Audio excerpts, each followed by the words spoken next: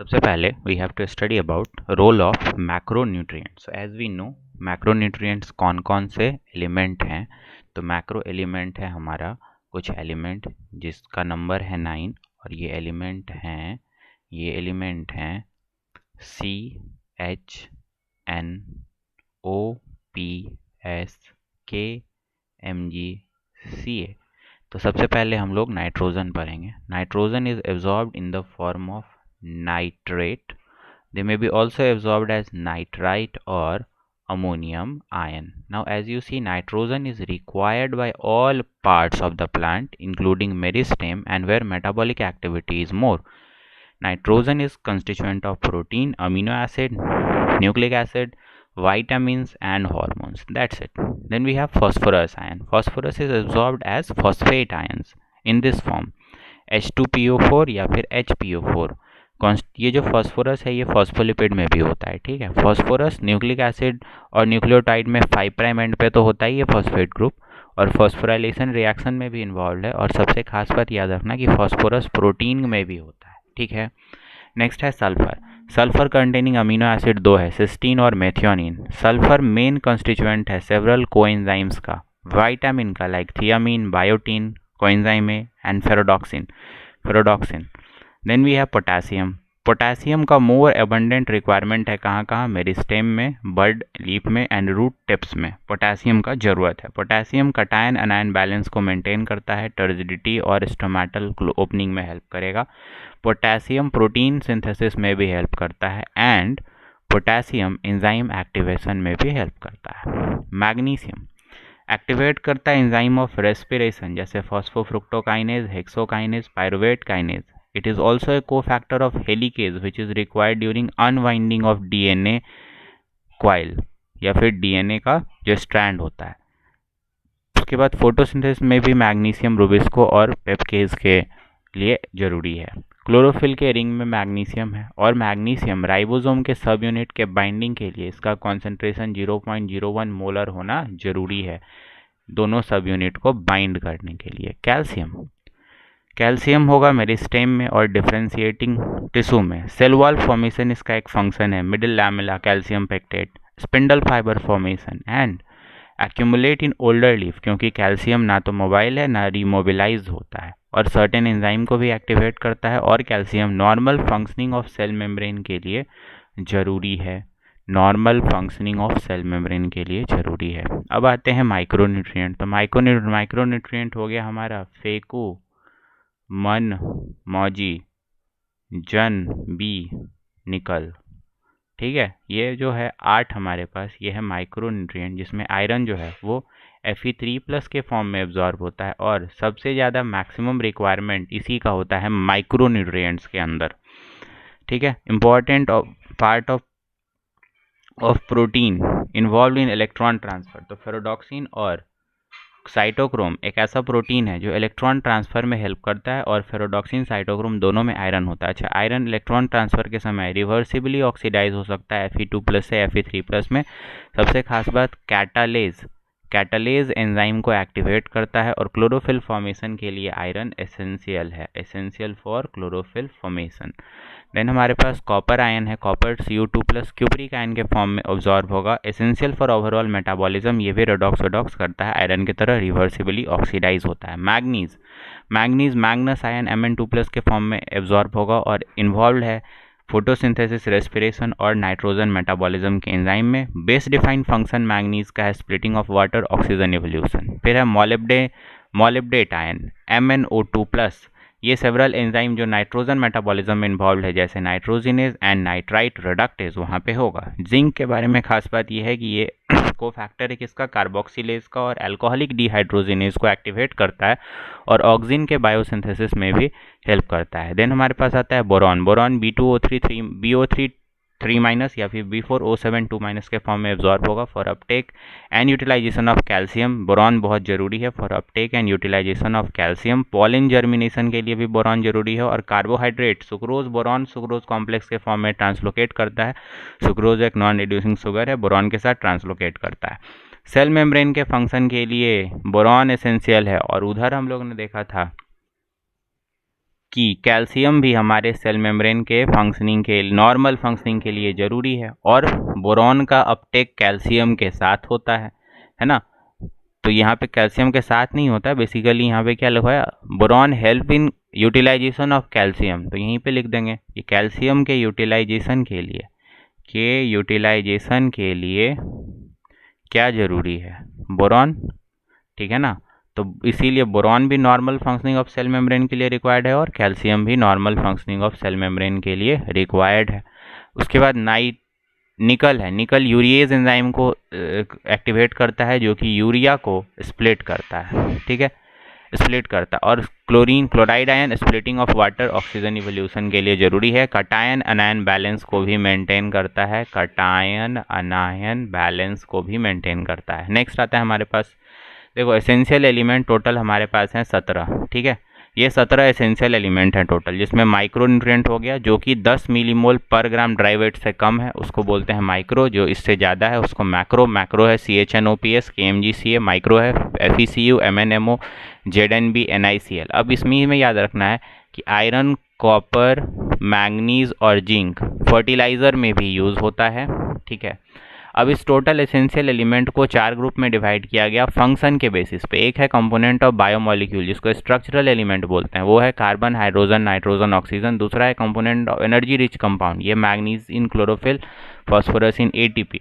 तीसरा है एक्टिवेट्स और इनहिबिट्स एंजाइम, जिसमें पहला आता है मैग्नीज, जो कि phosphofructokinase, hexokinase, pyruvate kinase, rubisco, PEPcase, helicase, यहाँ पे लिख लेते हैं भाई, हेलिकेज में भी होता है, हेलिकेज में भी होता है, ठीक है।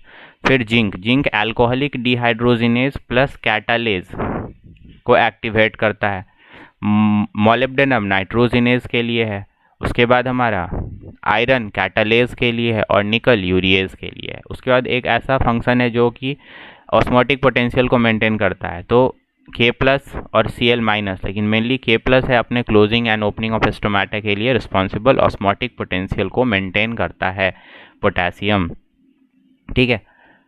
क्लोरोसिस का मतलब क्या होता है, क्लोरोसिस का मतलब क्या होता है ये सिम्टम को बाद में देखेंगे। हाँ, तो सिम्टम पहले यही देख लेते हैं। कुछ डिजीज़ प्लांट में होते हैं, उसमें से पहला डिजीज़ है हमारा क्लोरोसिस। क्लोरोसिस किसके कमी के कारण होता है भैया, तो इसका तरीका है, इसके कमी के कारण होता है। इसका याद करने का तरीका है, मॉन्क्स येलो फरारी में जंतर मंतर गया और जाके मैगी खाया। तो मॉन्क्स आयरन, जंतर मंतर मतलब जिंक, मैग्नीज, और मैगी खाया तो मैग्नीशियम। फिर नेक्रोसिस का है, Kaku killed Maggi, Kaku KMG। Inhibition of cell division, तो कौन डिवाइड नहीं करता है, monks do not divide people, तो monks. And delay in flowering, एनमॉस, ठीक है। उसके बाद है यहाँ critical concentration, the part of plant that shows deficiency symptom also depends upon mobility of the element in that plant. अब ऐसा है कि अगर कोई एलिमेंट एक्टिवली मोबिलाइज्ड एलिमेंट है तो वो ओल्डर पार्ट से यंगर प्लांट पार्ट में जाएगा, तो यंगर टिश्यू में उसका ट्रांसपोर्ट होगा, तो सिम्टम सबसे पहले ओल्डर टिश्यू में डेवलप होगा, जैसे NKMG। अब यहाँ पे एक कंट्रोवर्सी है। कंट्रोवर्सी क्या है कि अगर क्वेश्चन में पूछा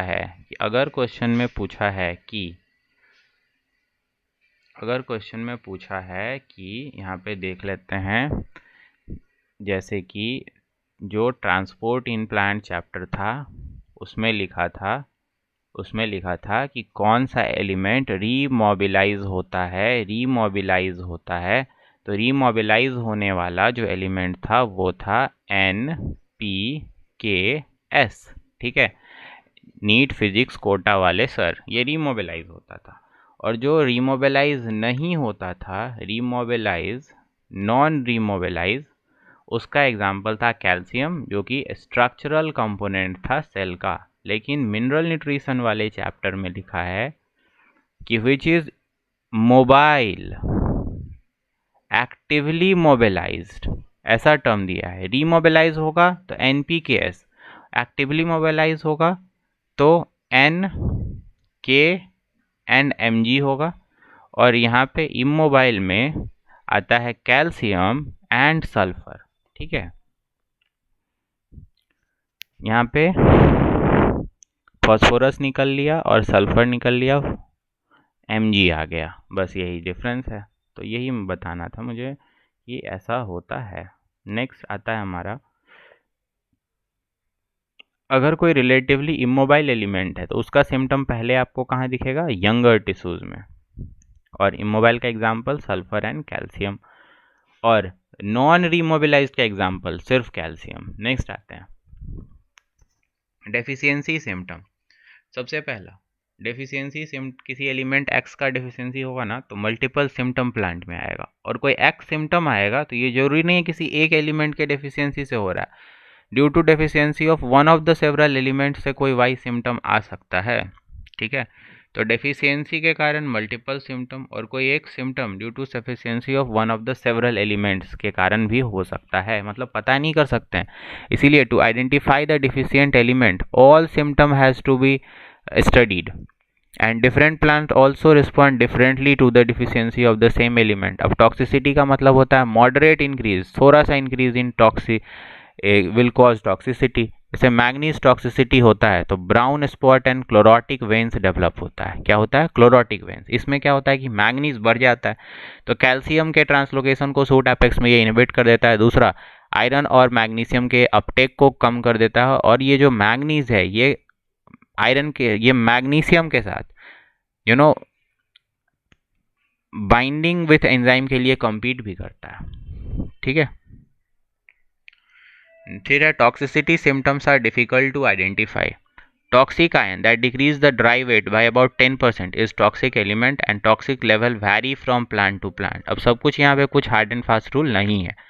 एब्जॉर्प्शन ऑफ एलिमेंट 2 फेज में होता है। एब्जॉर्प्शन का मतलब क्या है, एब्जॉर्प्शन का मतलब ये है कि ट्रांसलोकेशन के बाद अब एब्जॉर्प्शन हो रहा है रिक्वायर्ड टिश्यूज में, मतलब सिंक में होता है ये एब्जॉर्प्शन। ये याद रखेंगे भाई कि सिंक में होता है आफ्टर ट्रांसलोकेशन। पहले होता है एब्जॉर्प्शन, पहले होता है, अब देखो एब्जॉर्प्शन ऑफ एलिमेंट 2 फेज में होता है। एक होता है इनिशियल फेज, जिसको रैपिड फेज बोलते हैं, एपोप्लास्ट से होता है, पैसिवली होता है, आयन चैनल के थ्रू होता है जिसमें ट्रांसमेम्ब्रेन प्रोटीन है, मतलब ये एग्जांपल है फैसिलिटेटेड डिफ्यूजन का। और ये functions as selective pore, transmembrane protein functions as selective pore. Then you have metabolic या फिर स्लो अपटेक, ये सिम्प्लास्ट से होगा, स्लो होगा और एक्टिवली होगा, एनर्जी यहाँ पे यूज होगा। ठीक है, नेक्स्ट आते हैं some deficiency of essential element crop को अफेक्ट करता है। ठीक है, एसेंशियल एलिमेंट जो 17 बताए मैक्रो एंड माइक्रो उसका डिफिशियंसी जो है वो क्रॉप को अफेक्ट करता है, इसीलिए हमको फर्टिलाइज़र यूज़ करना होगा। और फर्टिलाइज़र के कंपोनेंट को अगर देखेंगे तो माइक्रोन्यूट्रिएंट उसमें होता है FeCu, Zn, Mn। इसको यहाँ पे दिखा देते हैं कि जैसे माइक्रोन्यूट्रिएंट ये होता है FeCu, फेकू, Mn, MO, Zn, B, NiCl।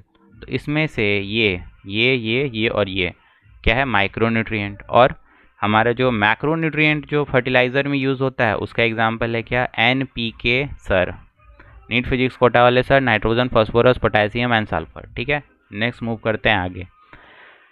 Biological nitrogen fixation. पहला पॉइंट कि nitrogen is available in abundant in air, लेकिन सॉइल में कम होता है, इसीलिए only few organism can utilise nitrogen available in air. ठीक है, सही बात है।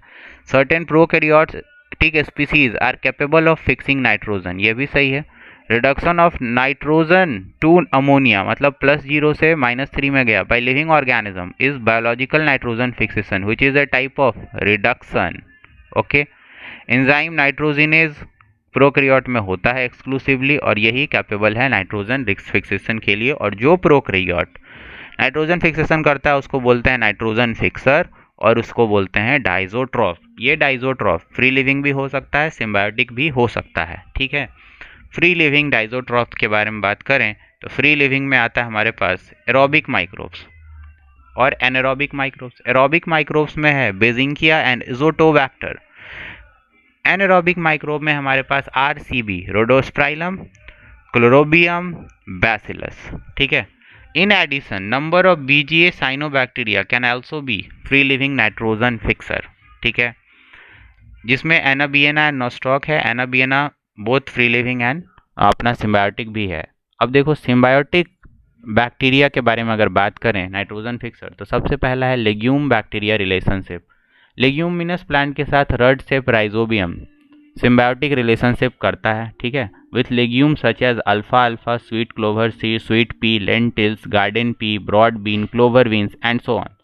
रूट नोड्यूल्स इज एसोसिएशन का most common association on root is root nodule. Nodules are a small outgrowth in roots. Okay. उसके बाद non legume Frankia relationship.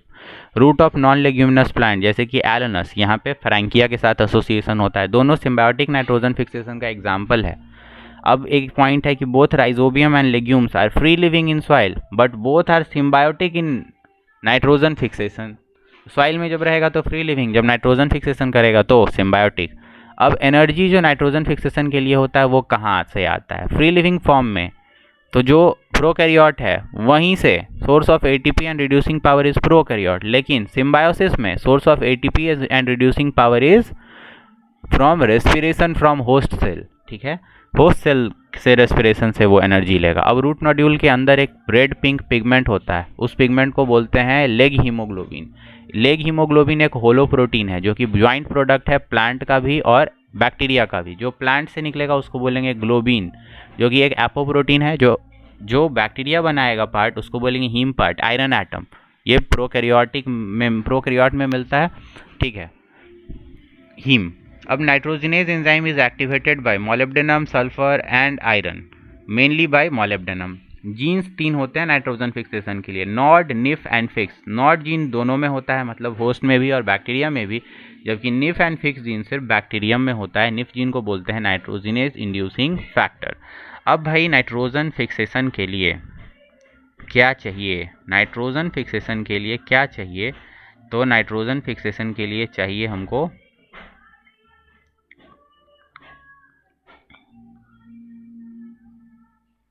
Nitrogen fixation के लिए क्या चाहिए हमें? नाइट्रोजन फिक्सेशन के लिए एक सेकेंड. नाइट्रोजन फिक्सेशन का ये हमारे पास होता है एक रिलेशन, जिसको ध्यान से देखेंगे.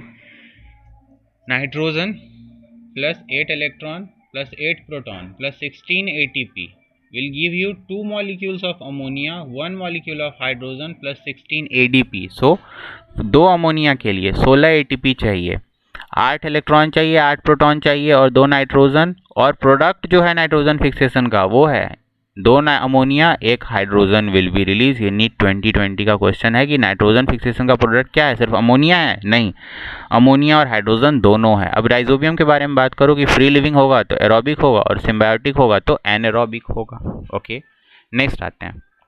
नाइट्रोजन फिक्सेशन कैसे होता है? ये रूट हेयर है, ये राइजोबियम है. दोनों नॉड फैक्टर सिक्रीट करेगा, ये इस पे आके लग जाएगा. तो root hair releases nod factor, rhizobium comes in contact with root hair. ठीक है, अब क्या है कि कर्लिंग स्टार्ट होगा रूट हेयर का, तो rhizobium completely surrounds the root hair. Third में curling of root hairs nod factors के कारण होता है, ये सब तो जानते ही हम लोग. कर्लिंग ऑफ रूट हेयर होगा तो कॉर्टिकल एंड पेरिसाइकल सेल में एक्टिव डिवीजन होगा. देख रहे हो, कॉर्टिकल पेरिसाइकल सेल में एक्टिव डिवीजन होगा और रूट नोड्यूल का फॉर्मेशन होगा. ठीक है, नाइट्रोजिनेज एंजाइम जो होता है वो, उसको एक और नाम दिया हमने कि आयरन मोलिब्डेनम कॉम्प्लेक्स. दूसरा कि लेग हीमोग्लोबिन जो होता है वो ऑक्सीजन स्कैवेंजर है. रिएक्शन क्या है? N2 plus 8 electron plus 8 proton plus 16 ATP gives you 2 ammonia plus hydrogen plus 16 ADP plus inorganic phosphate. Next आओ, नाइट्रोजन फिक्सेशन. देखो, एटमॉस्फेयर में नाइट्रोजन 78% है जो कि यूज़ नहीं होता है डायरेक्टली प्लांट के द्वारा. उसके बाद इस नाइट्रोजन को फिक्स किया जाता है अमोनिया में. कैसे? ये देखो, बायोलॉजिकल फिक्सेशन, इंडस्ट्रियल, इलेक्ट्रिकल या फिर एटमॉस्फेरिक फिक्सेशन से. दूसरा, अनस्टेबल फॉर्म में कुछ ऑक्साइड होते हैं नाइट्रोजन के, नाइट्राइट, नाइट्रेट, ये भी कन्वर्ट होते हैं अमोनिया में. उसके बाद इस अमोनिया को लेता है प्लांट को खाता है एनिमल, दोनों मर जाता है, डेड एंड डिकेइंग मैटर. इसका होता है अमोनिफिकेशन. तो सबसे पहला हमारे पास प्रोसेस है नाइट्रोजन फिक्सेशन, जिसमें क्या होता है? जिसमें हम एटमॉस्फेरिक नाइट्रोजन को अमोनिया में कन्वर्ट करना चाहते हैं. उस प्रोसेस को बोल रहे हैं हम नाइट्रोजन फिक्सेशन. नाइट्रोजन फिक्सेशन में क्या करते हैं? हम नाइट्रोजन को लेते हैं और अमोनिया में कन्वर्ट करते हैं, जो कि एक रिडक्टिव प्रोसेस है. ठीक है, रिडक्शन देखने को मिलेगा. एटमॉस्फेयर में क्या होगा? यूवी रे नाइट्रोजन को तोड़ देगा, नाइट्रोजन के ऑक्साइड बना देगा. इंडस्ट्रियल तरीके से इस नाइट्रोजन को CO2 से करवा के फर्टिलाइज़र बना देंगे urea. Biological nitrogen fixation prokaryote करते हैं जिसमें एंजाइम होते हैं नाइट्रोजिनेज, और ये दो चीज़ हो सकते हैं, बैक्टीरिया हो सकते हैं या फिर ब्लू ग्रीन एल्गी हो सकते हैं। बैक्टीरिया अगर फ्री लिविंग है तो ये एरोबिक हो सकता है और नॉन एरोबिक हो सकता है। एरोबिक है तो इसका दो एग्जाम्पल है, Azotobacter and Beijerinckia. Azotobacter and Beijerinckia. अगर एनारोबिक है तो इसका एग्जाम्पल है RCB, Rhodospirillum, Clostridium and Bacillus. जबकि बैक्टीरिया सिम्बायोटिक लेग्यूम के साथ राइजोबियम करता है, नॉन लेग्यूम के साथ फ्रैंकिया करता है। नेक्स्ट हमारे पास आता है साइनोबैक्टीरिया जिसमें आता है एनाबिएना। ये फ्री लिविंग सिम्बायोटिक कुछ भी हो सकता है। दूसरा एग्जाम्पल है नोस्टॉक। देन आ जाते हैं हम एमोनिफिकेशन क्या होता है। ये डेड एंड डिकेइंग मैटर से फिर से अमोनिया बनाने को ही कहते हैं हम अमोनिफिकेशन। अमोनिफिकेशन में भी हम अमोनिया ही बना रहे हैं। क्या बना रहे हैं? अमोनिया बना रहे हैं, लेकिन नाइट्रोजन से नहीं बना रहे हैं, डेड एंड डिकेइंग मैटर से बना रहे हैं, तो उसको बोलेंगे अमोनिफिकेशन। ठीक है, अमोनिफिकेशन। इसका एग्जाम्पल है कौन करता है? बैसिलस वल्गैरिस और बैसिलस रैमोसस। अब कुछ प्लांट में that refuse uptake of ammonia, उनको क्या करना होता है? अमोनिया को लेके बनाता होता है नाइट्राइट। तो एंजाइम होगा नाइट्राइट रिडक्टेज, और ये नाइट्राइट को नाइट्रेट में कन्वर्ट करते हैं। इस प्रोसेस को में एंजाइम होगा नाइट्रेट रिडक्टेज। ये बाद में आता है, इसीलिए इसको बोलते हैं नाइट्रोबैक्टर नाइट्रोसिस्टिस। इसको फैसिलिटेट करता है, इसको नाइट्रोसोमोनाज और नाइट्रोकोकस करता है, और ये नाइट्रेट है ये अपटेक हो जाता है प्लांट के द्वारा। फिर आता है डीनाइट्रिफिकेशन। नाइट्रोजन के ऑक्साइड को नाइट्रोजन में, एटमॉस्फेरिक नाइट्रोजन में कन्वर्ट करने के प्रोसेस को बोलते हैं डीनाइट्रिफिकेशन। उसको करता है स्यूडोमोनास डीनाइट्रिफिकेंट एंड थियोबैसिलस डीनाइट्रिफिकेंट्स। ठीक है,